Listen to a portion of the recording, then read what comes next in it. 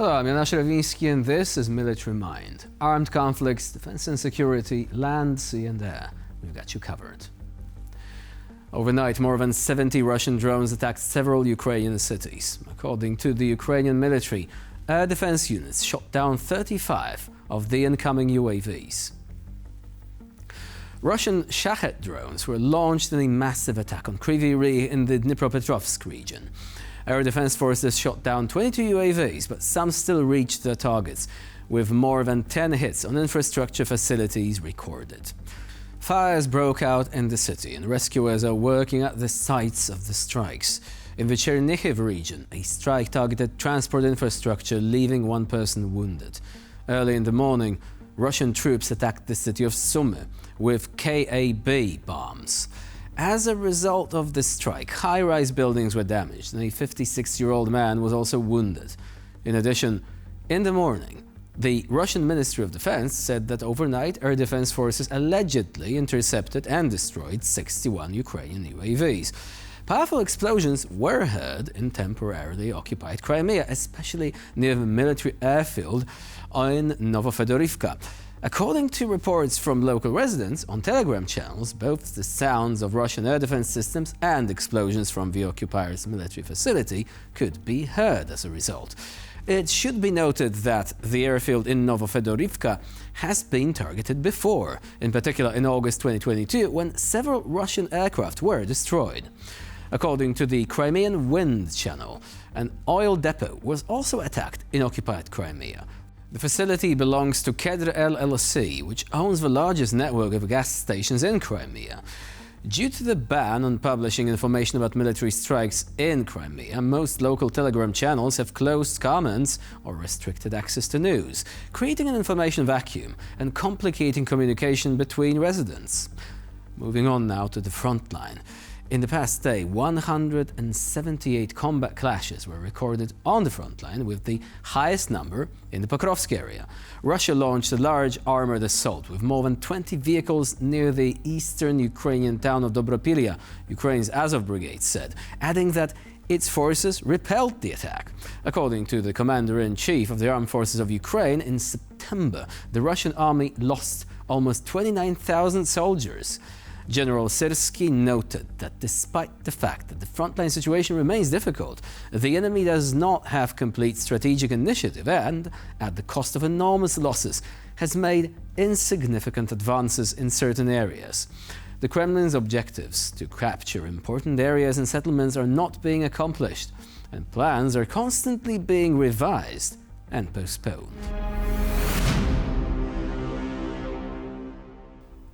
The Ukrainian Navy discovered and destroyed a 500-kilogram Russian-made bomb that the occupiers had dropped on civilian shipping routes in the Black Sea. The bomb was equipped with a modified detonator capable of exploding when ships passed nearby, even without direct contact. According to military estimates, the bomb could have detonated if a civilian ship traveling to one of Ukraine's ports had been in its vicinity. Ukrainian combat engineers quickly defused the dangerous munition, preventing a potential disaster. According to military sources, this is not the first time that Russian aircraft have attempted to mine shipping lanes used by commercial vessels. To date, Ukrainian Navy specialists have successfully destroyed about 20 such explosive devices.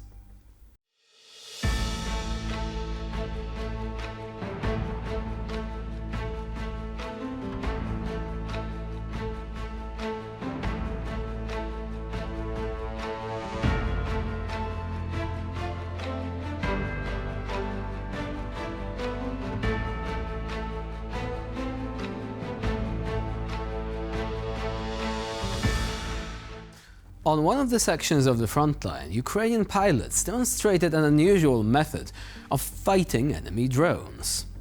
A pilot flying a light Yak-52 training and combat aircraft successfully rammed a Russian Zala recon UAV that was scouting Ukrainian armed forces positions.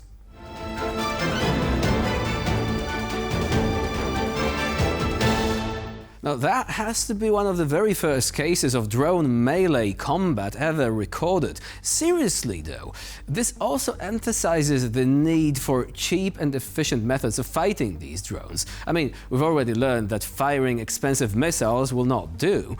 So the Ukrainians are adapting. They are using light aircraft, they're using helicopters to hunt down these UAVs in their airspace. And with this, we should also remember that the United States was actually planning to retire its A-10 Warthog fleet. Now, hopefully talks will be underway, or perhaps they already are, concerning the donation or purchase of this type of aircraft by the Ukrainians, because they might actually make a huge difference in this constant fight against enemy drones. Now, moving on to our next story. In the Donetsk region, near the village of Novoselivka, soldiers from the Ukrainian Third Army Corps advanced to neutralize a Russian infantry group that had infiltrated Ukrainian positions and bunkered down in several industrial buildings. After discovering the Russians, Ukrainian fighters quickly began a sweep, which ended with 3 Russians killed and a radio captured, providing a window into the occupiers' communications. During the operation, the Russians attempted to attack Ukrainian scouts with FPV drones, but the attacks were unsuccessful. Видишь? Да, это он стоит.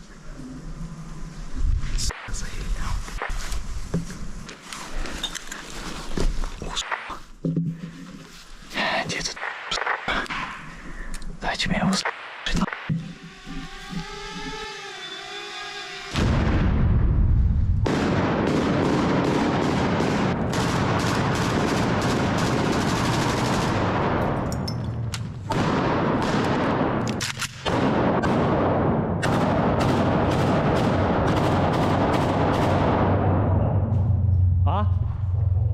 Еще раз. Стоп. Отойди, я посмотрю. Дай посмотрю.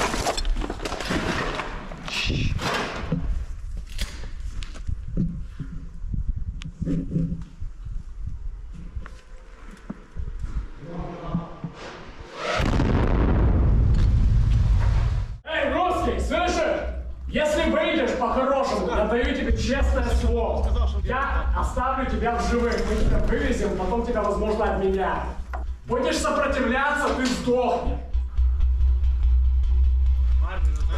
Русские не сдаются, да? Ну ладно.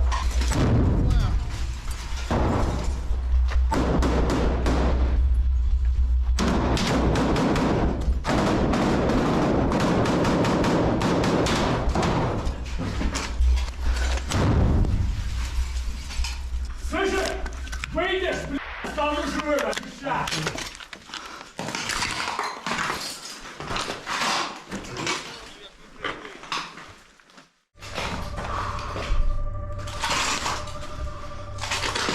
Ти зараз направо, я наліво.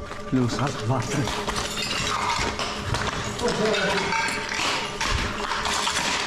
Ми знайшли жмура, за якого ти казав. Так, дивись тут акуратно. Чисто, у них тут льошка була. Плюс. Тут, походу, не було підвалу. Тут, походу, чисто льошка була, ну.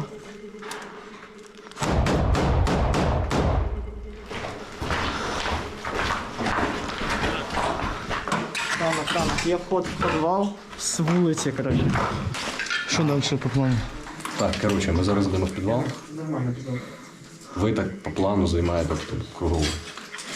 Пішли, давай, бігом. Так, осторожно, тут FPV. Looking at that footage, especially the moment when they slowly inspect the building in almost complete darkness, might remind some people of survival horror games. And in a way, it is true, because it is survival, it is heroism, it is a fight for Ukraine's future, but also it is the horror that Putin has wrought, that Russia has brought to innocent Ukrainians. And of course, as these troops are fighting every single day, the future is also being decided by politicians. And if you ask any of these Ukrainian soldiers, they would probably tell you the Budapest Memorandum was not that great. And they would probably add, we don't really need another one.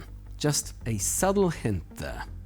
And with this, we conclude this edition of Military Mind. Please stay with us here on TVP World for more latest news and updates.